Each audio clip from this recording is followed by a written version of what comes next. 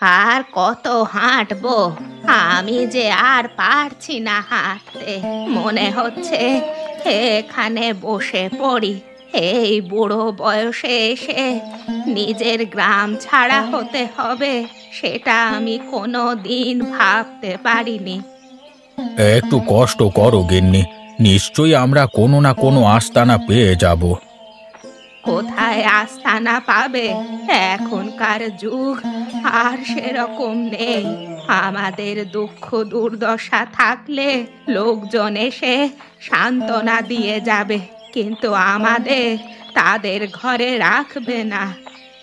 সে তো জানি গো, ওপরওয়ালাকে ডাকো যাতে আমরা একটা থাকবার জায়গা পেতে পারি, না হলে সারা জীবনটা আমাদের গাছতলাতে কাটাতে হবে। তোমার কি দরকার ছিল অবিনাশ বাবুর সাথে তর্ক করতে যাওয়ার? ওরা ক্ষমতাশালী ব্যক্তি, আমাদের কথা যে ওদের কাছে কোনো দিন ফলবে না, সেটা তোমার আগে বোঝার দরকার ছিল।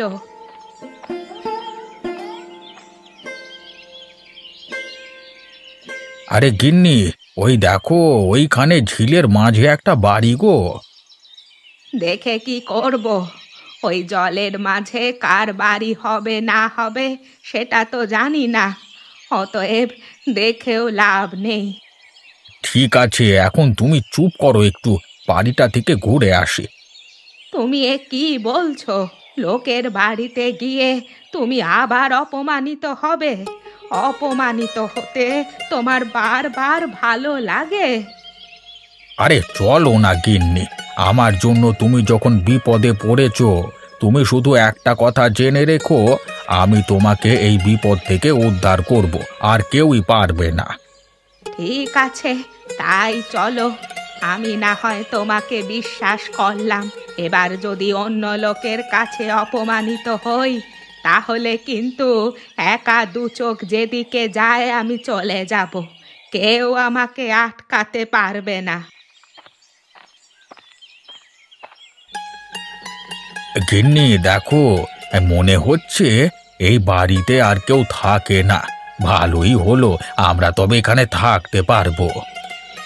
আমারও সেটাই মনে হচ্ছে, এখানে কেউ থাকে না।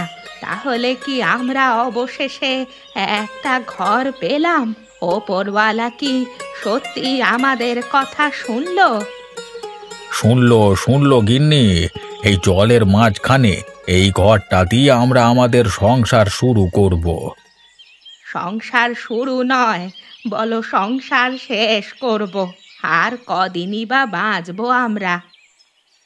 হ্যাঁ, সেই হলো আর কি, যে কদিন বাঁচবো এখানে একটু সুখে বাঁচতে পারবো, অন্তত একটু শান্তিতে থাকতে পারবো। লোকালয় থেকে দূরে এই জায়গাটাও খুব ভালো লেগেছে আমার। অন্তত নিজের মতো থাকতে পারবো, কারো কথা শুনে তো আর থাকতে হবে না, আর কারো সাথে ঝগড়া দ্বন্দ্বও করতে হবে না। হ্যাঁ, আমাদের এই জলে ভাসা সংসার নিয়ে আর কেউ কখনো হিংসে করতে পারবে না, কারণ এখানে সেরকম লোকই নেই। কিন্তু খাবে কি? ঝিল যখন আছে তখন নিশ্চয়ই এখানে মাছও থাকবে, সেই খেয়েই আমাদের জীবন কাটিয়ে দিতে হবে। পরিস্থিতি একটু ঠিক হলে এখান থেকে মাছ ধরে বাজারে বিক্রি করব, হাতে অন্তত কিছুটা টাকা আসবে। বেশ, তবে তাই হবে। আমরা আজ থেকে এখানেই থাকবো। আরে এসো এসো নগেন, তোমার জন্যই অপেক্ষা করছিলাম। তা হাতে ওটা কি এনেছো? বাবু, আপনার উপর আনন্দিত হয়ে আমি আপনার জন্য কিছুটা খেজুরের গুড় এনেছি, আপনি খেয়ে দেখবেন। বেশ বেশ, তা না হয় দেখব, কিন্তু এত আনন্দ কিসের তোমার? হ্যাঁ, ওই বুড়ো হরিপদকে আপনি যেভাবে ধ্যাতানি দিয়েছেন না, সেটা দেখেই আমার খুব আনন্দ হচ্ছিল। আর তাছাড়া আরেকটা সুখবর আছে আপনার জন্য। বলো বলো, সকালবেলা কি সুখবর এনেছো বলো। হ্যাঁ, ওই হরিপদ কাকা আর তার গিন্নি তার বাড়ির জমি জমা ফেলে রেখে কোথায় যেন চলে গেছে। গিজি গিজি গিজি গিজি। বলিস কি রে, একেবারে গ্রাম ছাড়া হয়ে গেল? তাহলে আর বলছি কি আপনাকে, আপনার আর ওদের জমি জায়গা অধিকার করতে কোনো বাধা রইল না। এ হে হে হে হে, আমি ভাবলাম আমার সঙ্গে ভালো রকম প্রতিদ্বন্দ্বিতা করবে, কিন্তু এরা যে দেখছি মাঠ ছেড়েই পালালো। আর আপনার সাথে প্রতিদ্বন্দ্বিতা করবার সাহস কারোর আছে? আপনার সঙ্গে লড়াই করে কেউ পার পাবে না। তা যা বলেছিস। আচ্ছা, একটা কাজ করিস, ওর এই উত্তর মাঠে জমিটা আমাদের যত তাড়াতাড়ি সম্ভব অধিকার করে নিস। দেরি হয়ে গেলে আবার অসুবিধে আছে। কেউ যদি জিজ্ঞাসা করে কোনো কথা, কাউকে কিছু বলবি না, দরকার নেই। আর কেউ যদি বেশি বাড়াবাড়ি করতে আসে, তাহলে তার নামটা আমার কাছে অন্তত করিস, তাকে আমি দেখে নেব। একদম বাবু, ও নিয়ে আপনাকে কোনো চিন্তা করতে হবে না। এই গ্রামে প্রত্যেকটা জমির কর্তৃত্ব আপনার হাতে থাকবে। কেউ আপনার থেকে বেশি বড় লোক হতে পারবে না, এটা আমি আপনাকে কথা দিলাম। আমি তোর উপর বিশ্বাস করি। তুই যখন আমাকে কথা দিয়েছিস, নিশ্চয়ই তুই কথা রাখবি। এখন আপনি খেজুর গুড়টা খেয়ে নিন বাবু, খেয়ে বলবেন কেমন খেতে হয়েছে। আরে একজনকার কাছ থেকে এনেছি, যদি খারাপ খেজুর গুড় দেয় তাহলে তাদের সমস্ত কাজগুলো অধিকার করে নিতে হবে। হ্যাঁ, বেশ বেশ, আমি তোকে খেয়ে জানাবো। গিন্নি, হরিপদ কাকারা আর এই অপমান সহ্য করতে পারলেন না। তারা অবশেষে এই গ্রাম ত্যাগ করল। সে কি, গ্রাম ছেড়ে চলে গেছে তারা? আর কি বা করবে? এই বৃদ্ধ বয়সে এসেও যদি তাদের এইভাবে পেছনে লাগা হয়, তাহলে তারা কি এখানে থাকবে? কিন্তু তাদের কোনো আত্মীয় পরিজন আছে বলেও তো আমি শুনিনি। তাহলে কোথায় গিয়ে উঠবে তারা? সেটা তো আমিও বলতে পারবো না, আমাকেও তো কিছু বলে গেল না। মনে হয় ভোর হতেই এখান থেকে বেরিয়ে চলে গেছে। কি অবস্থা বলো তো? অবিনাশ বাবুর জন্য এই গ্রামে কি কেউ টিকতে পারবে না? অবিনাশবাবুর থেকেও বেশি শয়তান হচ্ছে ওই নগেন। ওই অবিনাশবাবুর মাথাটা খেয়ে খেয়ে এই পর্যায়ে এনে দাঁড় করিয়েছে। কিন্তু হরিপদ কাকার সঙ্গে কি নিয়ে ঝামেলা বেঁধেছিল? নগেন অবিনাশবাবুর কাছে মিথ্যে করে গিয়ে বলেছিল এবছর নাকি হরিপদ কাকার জমিতে ধান অনেক বেশি হয়েছে অবিনাশবাবুর জমির তুলনায় আর কি। সেই কারণেই অবিনাশবাবু রেগে গিয়েছিলেন, তারপর তিনি এই ব্যবস্থা নিয়েছেন। বুঝতে পেরেছি, কোনো না কোনো ভাবে হরিপদ কাকার কাছে অবিনাশবাবুকে ছোট দেখানো হয়েছে। সেই কারণেই অবিনাশবাবু রেগে গিয়েছিলেন আর হরিপদ কাকার পেছনে লেগেছিলেন। একদমই তাই। নগেন যদি বাবুর কানে এসব আজে বাজে কথা না লাগাতো, তাহলে কিছুই হতো না, সবকিছুই স্বাভাবিক থাকতো। কিন্তু একটা কথা বলো তো, নগেন এরকম করছে কেন? এইভাবে সকলের বিরুদ্ধে চলে যাচ্ছে কেন? তাতে ওর লাভ। অবিনাশবাবুকে খুশি করতে পারলে তার তো কয়েকটা জমি জায়গা বিনামূল্যে হয়ে যাবে। এই যেমন হরিপদ কাকার জমিটা দেখবে অধিকার করে নিয়েছেন, সেটাই হয়তো নগেনের নামে লিখে দেবেন। এরকম করে কদিন চলে দেখব, নিশ্চয়ই কোনো না কোনো একদিন পাপের শাস্তি ঠিক পাবে। এদের গায়ের চামড়া অনেক মোটা গো, এদের পাপের ফল তাড়াতাড়ি আসে না, আস্তে আস্তে অনেকটা দেরি হয়। এখন আমার ভয় লাগতে শুরু করেছে, আমাদেরও না কোনোদিন এভাবে মিথ্যে অপবাদ দিয়ে সমস্ত কিছু কেড়ে নেয়। অত সহজে আমি যেতে দেব না। আমি অন্যায়ের বিরোধিতা করব, তাতে যা হয় দেখা যাবে।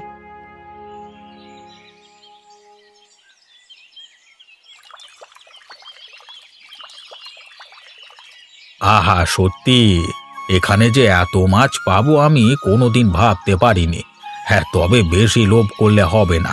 দুজনের দুটি মোটে মাছ নিয়ে চলে গেলি হলো, লোভ করলি বিপদে পড়বো।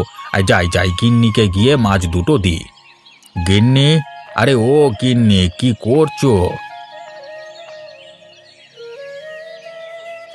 এই দেখো, তোমার জন্য ঝিল থেকে দুটো মাছ ধরে নিয়ে চলে এসেছি। না গো, আমি অনেক ভেবে দেখলাম, ভাবছি আমিষ খাওয়া সারা জীবনের মতো ছেড়ে দেব। সে কি কথা গিন্নি, আমি তোমার জন্য মাছ ধরে আনলাম আর তুমি নাকি আমিষ খাওয়া ছেড়ে দেবে?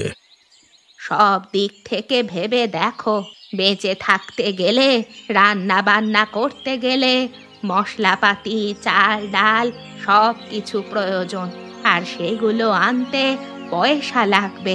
কিন্তু আমাদের হাতে অত টাকা আছে কি এখন, নাকি ভবিষ্যতে আর থাকবে? কথাটা তুমি ঠিকই বলেছ গিন্নি। টাকা পয়সার তো খুব অভাব আমাদের। শুধু তো মাছ ধরে আনলেই হবে না, সেগুলো ভেজে রান্না করে খেতে হবে। তার জন্য তো সত্যি বাজারঘাট প্রয়োজন। তাই জন্যই বলছি, আমাদের এরপর আমিষ খাওয়া বন্ধ করতে হবে। তাতে সব দিক থেকেই আমাদের সুবিধে। তাহলে কি আমরা না খেয়ে থাকবো? খুব মুশকিলে পড়া গেল তো। না খেয়ে থাকবো কেন? এই জঙ্গলে অনেক ফলের গাছ আছে, সেখান থেকে তুমি ফল নিয়ে এসো, ফলমূলই খেয়ে থাকবো। বেশ বেশ, তবে তাই হবে। এরপর থেকে আমরা না হয় ফল খেয়ে থাকবো, তাতে যদি কিছুটা উপকার হয়। তুমি এই মাছ দুটোকে আর এখানে রেখো না, যাও এদেরকে জলে ছেড়ে দিয়ে এসো। এদেরও বাঁচতে দাও নিজের মতো করে। আমরা বুঝতে পেরেছি এতদিনে, যদি কারো শান্তি নষ্ট করা হয় তাহলে কেমন লাগে। ঠিকই বলেছ। আমরা এতদিন স্থলে থাকতাম, এখন জলের মাঝখানে এসেছি। এখানে এসে মাছেদের সাথে শত্রুতা চলে না। ওরা নিজেদের মতো থাক, আমরাও নিজের মতো থাকি। তাহলে তুমি বসো, আমি বরং মাছ দুটোকে জলে ছেড়ে দিয়ে কিছু ফলমূল নিয়ে আসি জঙ্গল থেকে। ঠিক আছে, তুমি যাও, আর তাড়াতাড়ি ফিরে আসবে।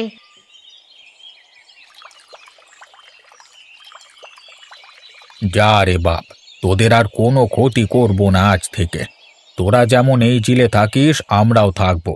আমরা সবাই মিলেমিশেই থাকবো।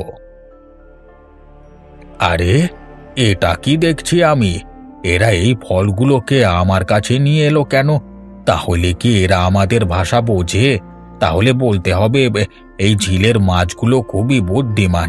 তাহলে তো ভালোই হলো, আমাকে আর জঙ্গলের মধ্যে যেতে হলো না। এই ফলগুলো নিয়েই বাড়ি যাই। এই শোনো মাছের দল, কাল থেকে আমি তোমাদের কিছু কিছু খেতে দেব। তোমরা সকলে তোমাদের বন্ধু বান্ধবদেরকে নিয়ে আসবে।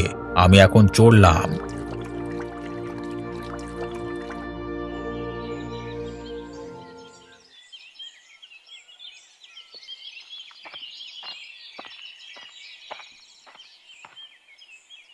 কে রতন নাকি? তা কি ধান কাটা হচ্ছে নাকি?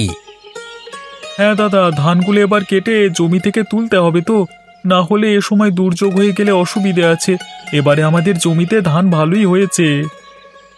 বলছিস আগের বছরের তুলনায় এবছর ধান তবে ভালো হয়েছে বলছিস? নিঃসন্দেহে, তুমি দেখে বুঝতে পারছো না? ওরে পাগল, আমি তো দেখে অনেক কিছুই বুঝতে পারি, কিন্তু তোরা চাষি মানুষ, আমার থেকে আরো বেশি বুঝবি, তাই জন্যই তোদেরকে জিজ্ঞাসা করা। ও তাই বলো। তা দাদা, অবিনাশবাবুর জমির ধানগুলো কবে তোলা হবে? এই তো সময় হয়ে এসেছে, এরপর সব হবে আর কি। তা দাদা, এবারে ওনার জমিতে কিছু কাজ পাওয়া যাবে তো? না মানে ওনার কাছে এ সময় কাজ করলে কিছুটা টাকা হাতে আসতো আর কি, সেই দিয়েই বেশ কয়েক মাস ভালোভাবে চলে যাবে। এবারে কাজ পাওয়াটা মুশকিল বুঝলি, পাবি কি পাবি না ঠিক বলতে পারছি না। কেন দাদা, এরকম বলছো কেন? কি জানিস তো, বিনামূল্যে কাজ তো সবাই করতে চায়, কিন্তু বিনামূল্যে আমরা এবার থেকে আর কাজ দেব না। কাজ পাওয়ার আগে আমাদের নির্দিষ্ট কিছু দিতে হবে। কিছু দিতে হবে? কিন্তু কি দিতে হবে? তার আগে বলি শোন, এবারে দিন প্রতি লোকজনের মাইনে অনেকটা বেড়েছে। অতএব এবারে যে সুযোগ হারাবে সে একেবারে ভিখিরি হয়ে যাবে, আর যে সুযোগ নেবে সে একেবারে রাজা হয়ে যাবে। হ্যাঁ, তাই নাকি দাদা? তবে তো আমি যে কোনো মূল্যে কাজটা করবই করব। তুমি বলো কি করতে হবে। বাবু ভেবেছেন এবারে যারা যারা কাজ করতে চায় তাদের কাছ থেকে 1000-5 টাকা করে নেওয়া হবে, বুঝলি না? আর যারা যারা এই টাকা দিতে পারবে তারাই একমাত্র বাবুর কাছে কাজ করতে পারবে। এটা কেমন কথা দাদা? তাহলে আমাদের লাভের লাভ কি থাকবে? সে তো ব্যাপার একই দাঁড়িয়ে গেল। আমি এই ধান বিক্রি করেও যে টাকা পাবো সেই টাকা অর্ধেক তোমাদেরকে দিয়ে দিতে হবে। তারপর তোমাদের কাছে কাজ করে আমি আর কি পাবো? তাহলে আর কি করবার, আজকাল তুই একটু বেশি বুঝে গেছিস তো, তাই জন্যই তোরই অবস্থা। না দাদা থাক, নিজের জমির অর্ধেক ধান অন্যের নামে লিখে দিয়ে আমার কোথাও কাজ নেওয়ার দরকার নেই। আমি যেমন আছি ভালোই আছি, বেশি লোভ করবার কোনো প্রয়োজন নেই। সেটা তোর ব্যাপার, আমাকে জ্ঞান দিয়ে লাভ আছে? তোমাকে আমি জ্ঞান কোথায় দিলাম দাদা? আমি তো আমার ইচ্ছেটা জানালাম। তোর ইচ্ছে তোর কাছে রাখ। তোর ইচ্ছে শুনতে আমি সকালবেলা এখানে বের হইনি, যত সব।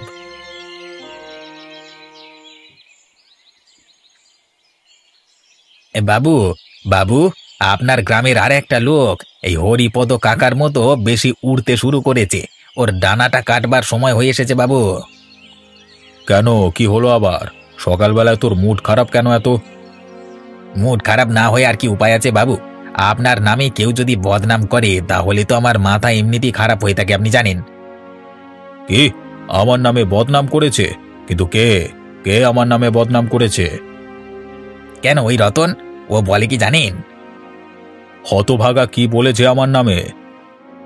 ও বলে আমার জমিতে যা ধান হয়েছে তাতেই আমি ভালো করে থাকতে পারবো।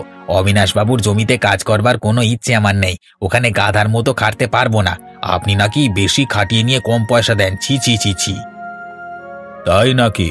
ওর এত বড় দুঃসাহস? হ্যাঁ রে, ওর জমিতে ধানগুলো কেমন হয়েছে এবারে? এ ধানগুলো বেশ ভালোই হয়েছে, তাই জন্যই তো এত বড় বড় কথা বলতে পারছি, আপনি বুঝতে পারছেন না? তাহলে এটাকেও কি এখান থেকে বের করে দিতে হবে? তাছাড়া তো আর কোনো উপায় দেখতে পাচ্ছি না বাবু। যত তাড়াতাড়ি কাজ ছাড়বেন ততই আপনার মঙ্গল। ঠিক আছে, তাহলে চল তো দেখি একবার। বেটা রতনকে এবার দেখতে হচ্ছে একবার। সকালবেলাতে শুধু শুধু ঝগড়া করে কি করবেন বাবু? তার থেকে বরং একটু বেলা করে যাব। বেশ, তাই হবে। তুই সাথে থাকলেই হবে। সেরকম হলে রতনের জমিটাও অধিকার করে নেব, তার সাথে এবারের সমস্ত ফসলগুলোকেও।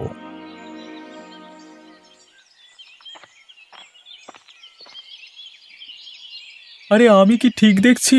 ওটা মনে হচ্ছে হরিপদ কাকা। আরে হ্যাঁ হ্যাঁ, একবার ডেকে দেখি তো। আরে ও হরিপদ কাকা! আরে রতন যে, তা কি ব্যাপার? হঠাৎ এখানে যে, কিছু দরকার ছিল নাকি?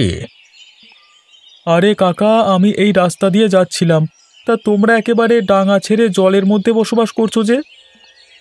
কি আর করব বল দেখি। ওই অবিনাশ তো আমাদের গ্রাম ছাড়া করলো, কোথাও যাওয়ার তো জায়গা নেই আমাদের, তাই জন্য এখানে এসে আমাদের বসতি স্থাপন করেছি। তা জায়গা কেমন বুঝছো কাকা? শান্তি আছে রে, অন্তত সকাল থেকে উঠে মনে কোনো দ্বন্দ্ব নেই। আমারও মনে হচ্ছে তোমার মতো অবস্থা হতে পারে। এখন দেখা যাক, নগেনের সাথে ঝগড়া তো হয়েছে, ও নিশ্চয়ই আমাদেরকে ছেড়ে কথা বলবে না। এ হে হে হে, তুই আমাকে দেখেও শিখলি না?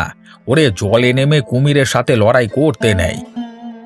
কি আর করব, ওরা যদি একটা সামান্য কাজ দেবার জন্য জমির অর্ধেক ধান নিজের নামে করে নিতে চায়, তাহলে তো আমার বিরোধিতা করা ছাড়া আর কোনো উপায় থাকে না। এইভাবে অবিনাশবাবু যদি সবাইকে গ্রাম থেকে বের করে দেয়, তাহলে বিপদের সময় কাউকে পাশে পাবে না। দেখো না, বিপদ এলো বলে এখন কোথায় যায় দেখব। কি বিপদের কথা বলছিস? আকাশের দিকে তাকিয়ে দেখো, ছিটে ফোটা মেঘ দেখতে পাবে।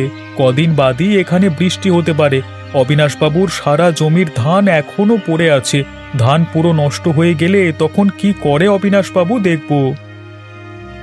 যাই হোক ভাই, তোকে বলে রাখি, যদি এ যাত্রায় বেঁচে যাস তাহলে কিন্তু অবিনাশের সাথে আর লাগতে যাবি না। আর যদি ওখান থেকে তাড়িয়ে দেয় তাহলে এখানে চলে আসবি।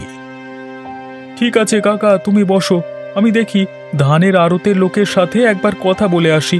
যত তাড়াতাড়ি সম্ভব ধানগুলোকে বিক্রি করে দিতে হবে। শকুনি নজর পড়েছে আমার ধানের উপর।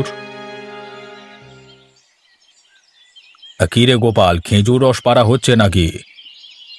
হ্যাঁ বাবু, এই একটু পারছি আর কি। আচ্ছা নগেন, তুই সেদিন কার কাছ থেকে নিয়ে গিয়েছিলিস খেজুর রসটা? ওই তো, ওই মহারাজের কাছ থেকেই নিয়ে গেলাম।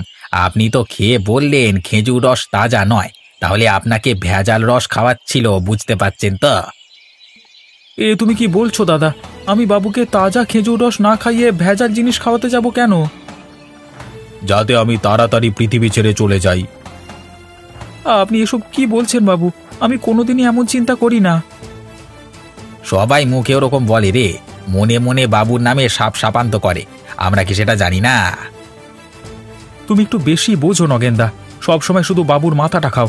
তোমার আর কি কোনো কাজকর্ম নেই?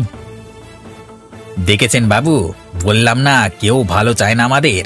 দেখেছেন আসল রূপটাকে দেখা গেল গোপালের। গোপাল, তুমি নগেনের সাথে এমন ভাবে কথা বলতে পারো না। আর এটা সত্যি, তুমি আগের দিন আমাকে ভেজাল রস খাইয়েছিলে, তাই জন্য তোমার দুটো খেজুর গাছ আমি অধিকার করে নিলাম। বেশ পেয়েছেন বাবু, আপনি ইচ্ছে মতো দোষারোপ করে দিয়ে সবকিছু অধিকার করে নিচ্ছেন। কিন্তু এভাবে আর কতদিন চলবে বাবু? আপনি নিশ্চয়ই একদিন না একদিন এর ফল ভোগ করবেন। বেশি চ্যাটাং চ্যাটাং কথা শোনাতে হবে না, দূর হ এখান থেকে। আর আজকে খেজুরের রসটা এখানে দিয়ে যা। এই তো বললে আমি তোমাদেরকে ভেজাল খেজুরের রস দিয়েছি, তাহলে আজকে আবার রসটা নিয়ে কি করবে? এই বড় বড় কথা বলিস না, দুটো গাছই নিয়েছি। বেশি বড় বড় কথা বললে জমি বাড়ি সব চলে যাবে। হরিপদ কাকার মতো গ্রাম ছাড়া হয়ে যাবি, বুঝলি? আরে বেশি কথা বাড়ানোর দরকার নেই তো, ওর কাছ থেকে খেজুরের রসটা নিয়ে চলে আয়। আর এই বেটা রতন আমার বিরুদ্ধে কথা বলে কোথায় কেটে পড়েছে, একবার মুখোমুখি হোক, তারপর বেটার দেখাচ্ছি মজা।